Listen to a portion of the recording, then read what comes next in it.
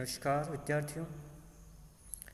आज हम देखेंगे भारत में विविधता और उसमें एकता किस प्रकार विद्यमान है। भारत में देखा जाए तो कई प्रकार की विविधता देखने को मिलती है। भारत मानव सभ्यता और संस्कृति का विकास स्थल रहा है। यहाँ देखा जाए तो भौगोलिक स्वरूप के विकास के साथ साथ अनेक विविधताएं भी देखने को मिलती हैं, जिनमें से कुछ विविधताएं आपके सामने स्क्रीन पर दिख रही हैं। पहली विविधता है भूगर्भिक संरचना संबंधी विविधता। भारत में देखा जाए तो भूवैज्ञानिक दृष्टि से कई विविधता है। दक्षिण का प्रायद्वीपीय पठार विश्व के प्रमुख प्राचीन भू आकारों में से एक है, जो कि कठोर चट्टानों से बना हुआ है तथा देखा जाए तो इसमें खनिजों की विविधता है। इसी प्रकार देखा जाए तो हिमालय पर्वत है, वो एक नवीन पर्वतमाला है। इसकी चट्टानों में जीवाश्म अधिक मिलते हैं और खनिजों का अभाव है लगभग। उसी तरह उत्तर भारत के विशाल मैदान में नवीन भू आकार हैं, जिसमें देखा जाए तो पूर्व से लेकर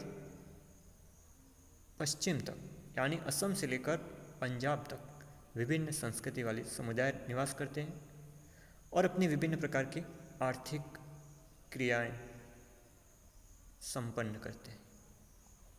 तो इस तरह देखा जाए तो भारत में भूगर्भिक संरचना संबंधी विविधताएं देखने को मिलती हैं।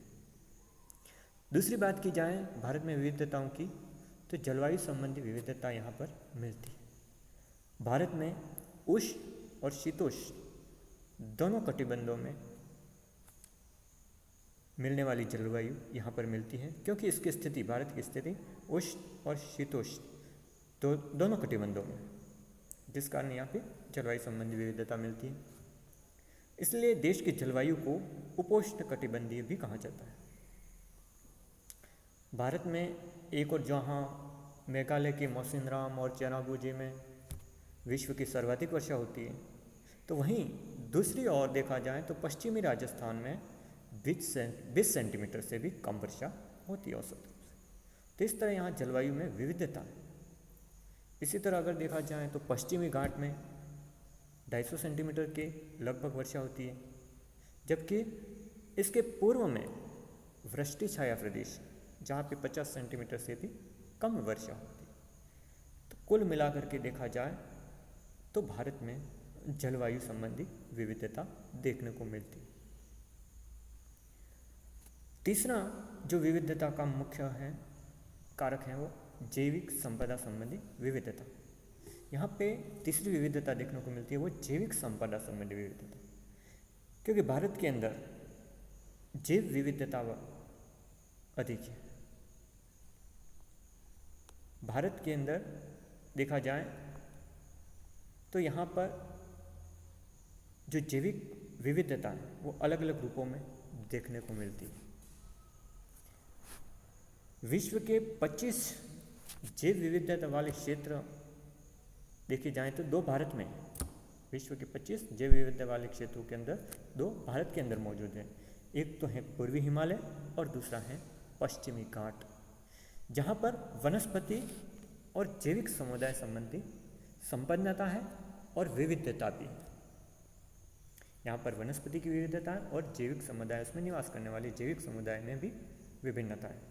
तो ये भारत के दो हॉटस्पॉट भी कहा जाता है इनको, तप्त स्थल जैव विविधताओं के लिए ये जाने जाते हैं, पूर्वी हिमालय और पश्चिमी घाट। तो ये जैव विविधता वाले क्षेत्र हैं। इसके अलावा भी यहाँ पर कई प्रकार की जैविक विविधता में भिन्नता देखने को मिलती है।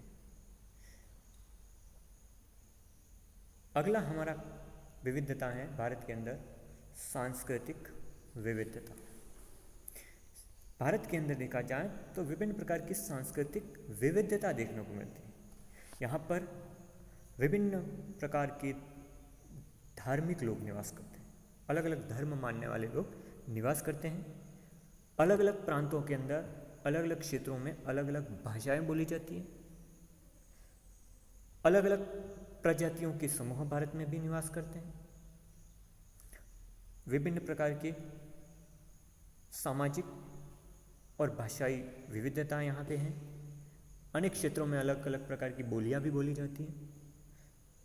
तो इस प्रकार अगर देखा जाए तो भारत में सांस्कृतिक विविधता भी मौजूद है, क्योंकि विभिन्न प्रकार के धर्म मानने वाले लोग, विभिन्न प्रकार की भाषा बोलने वाले लोग, अलग अलग प्रकार के पहनावे, रहन सहन आदि के लोग यहाँ पर निवास करते हैं। अलग अलग बोलियां बोलने वाले लोग निवास करते हैं।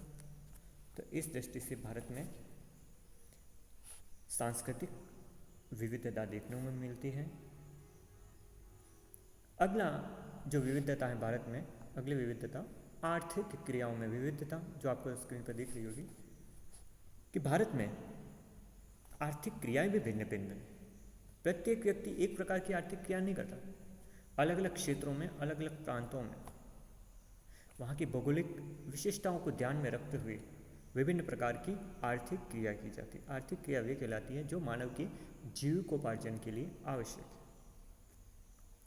जिसके अंतर्गत कृषि है, खनन है, उद्योग है आदि क्रिया की जाती है। तो अलग अलग भागों में अलग अलग प्रकार की क्रिया की जाती है। कहीं पर देखा जाए जहाँ पे जलवायु अच्छी है, मृदा भी उपजाऊ है, सिंचाई के साधन उपलब्ध हैं, तो वहाँ पर कृषि की सघनता ज़्यादा है।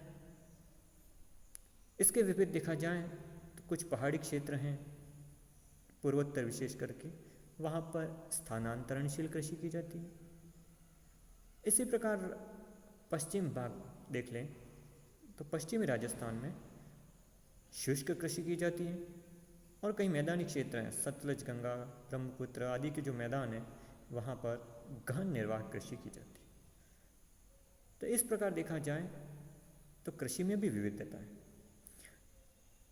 कई क्षेत्रों में खनिजों की अधिकता है तो वहाँ खनन कार्य किया जाता है। तो इस प्रकार यहाँ पर कृषि, खनन आदि में विविधता है। जहाँ पे परिवहन के साधनों का विकास अधिक हुआ तो वहाँ पर उद्योग धंधे भी स्थापित हुए। तो इस तरह देखा जाए तो भारत में आर्थिक क्रियाओं में विविधता देखने को मिलती है। तो इस तरह कुल मिलाकर कहा जाए तो इन 5 रूपों में विविधता है। और भी कई प्रकार की विविधता है, लेकिन ये 5 प्रमुख विविधता है जो भारत में देखने को मिलती है। अब बात कही जाए कि भारत में ये विविधता होते हुए भी एकता मौजूद है। तो भारत में एकता किस प्रकार से? तो यहाँ पर भारत में एकता का संदेश देने वाली कुछ चीज़ें हैं, जैसे नदियाँ।